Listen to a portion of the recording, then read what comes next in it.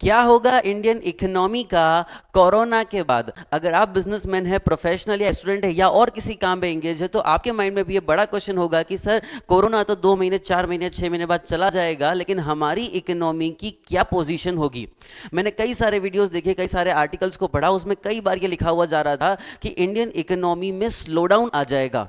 तो मुझे ये क्लेरिफाई करना जरूरी था sir, as a chartered accountant हमें लोगों को समझाना जरूरी था कि सर क्या ये इकोनॉमिक स्लोडाउन की सिचुएशन है? अगर मुझसे पूछा जाए तो नहीं, ये स्लो डाउन नहीं है, it is just a economic break. अगर किसी इकोनॉमी में, आप समझना सर इकोनॉमिक ब्रेक क्या होता है सर, अगर किसी इकोनॉमी के अंदर 2 महीने, 4 महीने या 6 महीने के लिए डिमांड थोड़ी सी कम हो जाए, तो वो इकोनॉमिक स्लोडाउन नहीं है, वो इकोनॉमिक ब्रेक है। उस इकोनॉमिक ब्रेक में हो सकता है कुछ टाइम पीरियड के लिए आपकी डिमांड तेजी से नहीं बढ़े, आपकी डिमांड थोड़ी सी कम हो जाए, लेकिन क्या पूरी इकोनॉमी स्लो डाउन में आ जाएगी? क्या सब जगह अनएम्प्लॉयमेंट छा जाएगा? क्या पॉवर्टी वाइड स्प्रेड हो जाएगी? नहीं सर, ऐसा कुछ नहीं होने वाला। मैं पूरे वीडियो के अंदर सर 6 ऐसे पॉइंट बताऊंगा कि क्यों सर आने वाले 5 सालों के अंदर हमारी इकोनॉमी और ज्यादा ग्रो करेगी, हमारी इकोनॉमी बढ़ेगी। सर हमारे यहाँ पॉवर्टी कम होगी, हमारे यहाँ एम्प्लॉयमेंट और बढ़ेगा आने वाले 5 साल के अंदर। सर मैं सीआर पेत्राजावत, हम बात कर रहे हैं आज इंडियन इकोनॉमी का क्या होगा कोरोना के बाद। पूरे वीडियो को देखिए जानने के लिए कि सर हमारी इकोनॉमी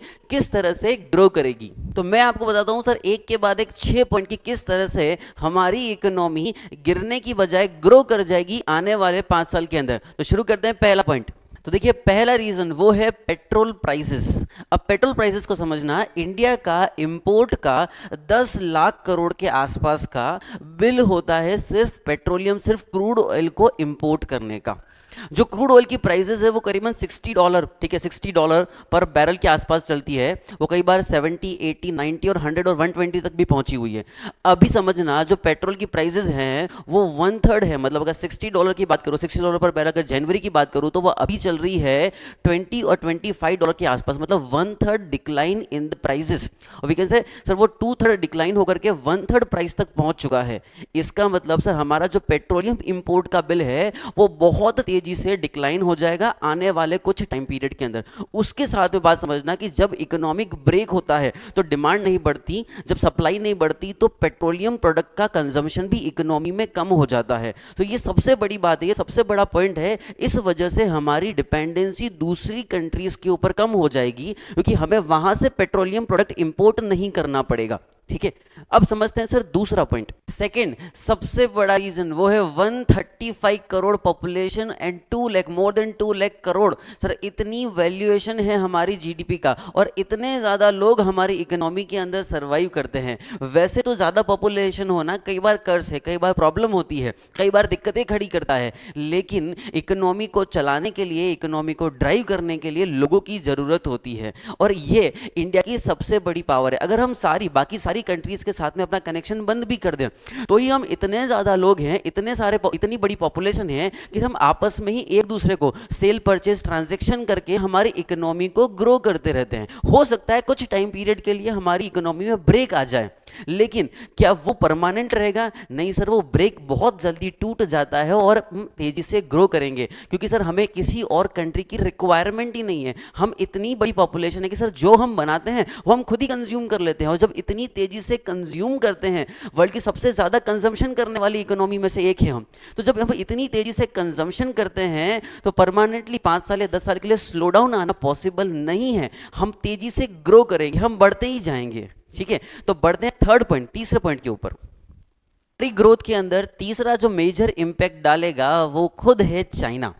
सर चाइना की वजह से वर्ल्ड इकोनॉमी के अंदर, पूरे वर्ल्ड की इकोनॉमी के अंदर बात हम कर ले, चाहे यूएसए, इटली की, जर्मनी की, फ्रांस की, इन सारी कंट्रीज का भरोसा धीरे धीरे चाइनीज इकोनॉमी पर कम हो रहा है। कई सारी कंट्रीज, कई सारी कंपनीज चाइना से अपनी वर्किंग को बाहर निकालना चाहती है, वो वहां से हटना चाहते हैं और जब वो वहां से हटना चाहेंगे तो उनके लिए सबसे सूटेबल प्लेस जहां पर चीप रेट पर लेबर मिलती है, जहां पर सस्ती दर पर जमीनें मिलती है, वो कौन सी इकोनॉमी है sir? That is the Indian economy. Economy. तो आने वाले कुछ समय में, आने वाले कुछ टाइम पीरियड के अंदर वो इकोनॉमी जो अपना प्रोडक्शन यूनिट चाइना से शिफ्ट करना चाहती है, उनके लिए सर इंडियन इकोनॉमी, उनके लिए हमारी इकोनॉमी सबसे प्रेफरेबल इकोनॉमी होगी। हमारी इकोनॉमी सबसे फायदेमंद इकोनॉमी होगी, जहां पर उनको सस्ता लेबर, सस्ती मैन्युफैक्चरिंग प्लांट, सस्ती जमीनें, ये सारी चीजें मिल जाएगी। और इसके साथ में उनके पास एक मास पॉपुलेशन भी मिल जाएगी जहां पर वो अपना प्रोडक्ट सेल कर सकते हैं।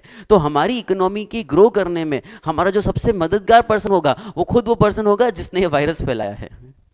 3 पॉइंट के बाद अब बढ़ते हैं 4th पॉइंट, जिससे हमें लगता है कि हमारी इकोनॉमी ग्रो करेगी। 4th जो पॉइंट होगा वो है close relation with many countries. Sir वो चाहे यूएसए हो, चाहे इजराइल हो, चाहे ब्राजील हो, सर बहुत सारी कंट्रीज का इस ड्यूरेशन के अंदर इंडिया के साथ में बहुत टाइट रिलेशन हो गया है, बहुत अच्छा रिलेशनशिप है। हमने कई सारे मेडिसिन, कई सारे इक्विपमेंट्स उनको प्रोवाइड किए हैं, जिस वजह से हमारी इकोनॉमी का भरोसा पूरे वर्ल्ड वाइड बढ़ रहा है। और जो पहले चाइनीज इकोनॉमी या जो पहले यूएस इकोनॉमी या पहले इटली या दूसरी इकोनॉमी हुआ करती थी, उनका जिस तरह का वर्चस्व हुआ करता था, उसी तरह का वर्चस्व कुछ सालों में आपको इंडियन इकोनॉमी का भी दिखेगा। लंबे टाइम के अंदर अगर हम बात करते हैं तो होगा कैसे सर, हमारे यहाँ पर जब बहुत सारी फैक्ट्रीज, जब कई सारी कंपनीज चाइना को शिफ्ट करके इंडिया में आएगी, तो वो अपने साथ में टेक्नोलॉजी लाएगी, वो अपने साथ में हाई क्वालिफाइड पर्संस को लेकर के आएगी जो इकोनॉमी को ग्रो करेंगे। वो इंडियन गवर्नमेंट को टैक्सेस का पेमेंट करेंगे, जिससे हमारी गवर्नमेंट के पास टैक्सेस पहुंचेगा, हमारे पास गुड्स पहुंचेंगे, हमारे पास अच्छी क्वालिटी ऑफ लिविंग आएगा। ठीक है, इस तरह से हमारी इकोनॉमी जो दूसरी कंट्रीज के साथ में रिलेशनशिप अच्छे बना रही है, वो गुड्स यहाँ भी कंज्यूम होगा और वो गुड्स पूरी वर्ल्ड वाइड भी ट्रांसफर होगा। इससे हमारी तेजी को थोड़ा सा बूस्ट और मिलेगा। 4th पॉइंट के बाद बढ़ते हैं 5th पॉइंट के ऊपर। जो 5th पॉइंट है वो थोड़ा सा टेक्निकल है, थोड़ा सा इकोनॉमिक ट्रेंड लिया हुआ है। अब पहले आपको समझना होगा कि सर इन्फ्लेशन मतलब महंगाई कैसे बढ़ती है। तो महंगाई बढ़ने के 2 रीजन होते हैं, वैसे तो बहुत सारे रीजन है, बट प्रैक्टिकली उनको 2 पार्ट में डिवाइड करते हैं। एक होता है कॉस्ट पुश इन्फ्लेशन, एक होता है demand push inflation. Cost push के अंदर जो रॉ मटेरियल है उनकी प्राइसेस तेजी से बढ़ती है, और रॉ मटेरियल की प्राइसेस बढ़ने से गुड्स की प्राइसेस बढ़ती चली जाती है। दूसरा होता है डिमांड पुश। डिमांड पुश के अंदर इकोनॉमी के अंदर गुड्स एंड सर्विसेज की डिमांड बढ़ती है। वो लोग बढ़ते हैं जो गुड्स को परचेज करना चाहते हैं। और पिछले कुछ महीनों के अंदर या पिछले कुछ सालों के अंदर हम बात करें, 5-7 सालों में इंडिया में कॉस्ट पुश इन्फ्लेशन हो रहा था, जो अच्छी बात नहीं थी। आफ्टर कोरोना सर, इस कोरोना के इंपैक्ट के बाद में सर कॉस्ट पुश जो इन्फ्लेशन है उसकी रफ्तार कम हो जाएगी, और डिमांड पुश जो है, डिमांड की जो वर्किंग है वो थोड़ी सी बढ़ जाएगी। इस वजह से इकोनॉमिक स्लोडाउन की वजह से, स्लोडाउन से निकल करके ग्रोथ फेज को पकड़ लेगी। अब बढ़ते हैं सर 6th पॉइंट के ऊपर। अब बात करते हैं सर 6th रीजन की। सर 6th रीजन कोई और रीजन नहीं है सर, वो है आप और हम। सर हमारी इकोनॉमी कैसे ग्रो करती है, हमारी इकोनॉमी बनती कैसी है?